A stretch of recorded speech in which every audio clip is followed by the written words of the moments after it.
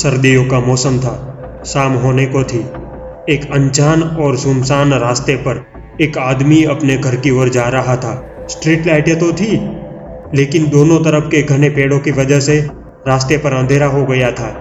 चलते वक्त अचानक उसे सड़क के ठीक बगल वाली झाड़ी से एक आवाज़ आई।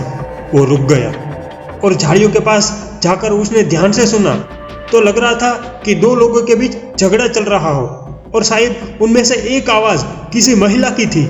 ऐसा लग रहा था मानो किसी ने उसके मुंह पर हाथ रख दिया हो और वो महिला चीखने की कोशिश कर रही हो। उस आदमी को यकीन हो गया कि किसी महिला पर हमला किया जा रहा है।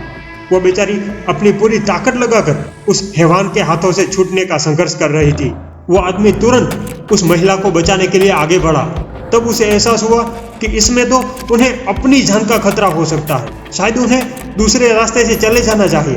तब उसे दूसरा विचार आया कि उसे पुलिस को फोन करना चाहिए और बाद में जो होगा वो पुलिस करेगी। लेकिन उसका दिल बार बार उसे कह रहा था कि एक अकेली और असहाय औरत को इस तरह तड़पने के लिए छोड़ देना अच्छा नहीं है। उसका दिमाग उसे भागने के लिए कह रहा था, लेकिन उसका दिल नहीं मान रहा था। उस महिला की आवाज़ अब धीमी हो गई थी। यह सोचकर कि उस महिला थककर बेहोश हो जाएगी, उस आदमी ने महिला को बचाने का मन बना लिया। वो बहुत बड़ा बॉडी बिल्डर और कराटे मास्टर तो था नहीं। हालांकि उसने जैसे ही महिला को बचाने का फैसला किया, उसमें असीम साहस आ गया। सभी विचार छोड़कर वो झाड़ियों की ओर भागा।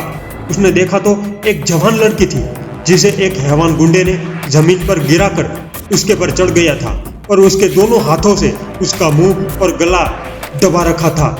वो लड़की बिना पानी की मछली की तरह छूटने के लिए तड़प रही थी। उस आदमी ने चिल्लाते हुए उस गुंडे पर हमला कर दिया। दोनों के बीच हाथापाई होने लगी। इसी बीच जमीन पर गिरी हुई लड़की भागकर पेड़ के पीछे छुप गई। वो आदमी चिल्लाते हुए पागलों की तरह उस गुंडे का मुकाबला कर रहा था। अचानक हुए हमले से वो हैवान गुंडा भी डर गया, इसलिए उसने भागने में ही भलाई समझी और वो भाग गया। संघर्ष के दौरान उस आदमी को काफी चोटें आई और उसके कपड़े भी फट गए। वो खड़ा होकर कांपते हाथों से अपने कपड़े को ठीक करने लगा। बाद में देखा तो वो लड़की उसी पेड़ के पीछे छुपी हुई थी और कांप रही थी। वो लड़की घबरा ना जाए इसलिए दूर से ही उस आदमी ने कहा, बहन बेटा घबराओ मत, अब वो गुंडा भाग गया है। अब तुम बाहर आ जाओ, अब तुम बिल्कुल सलामत हो।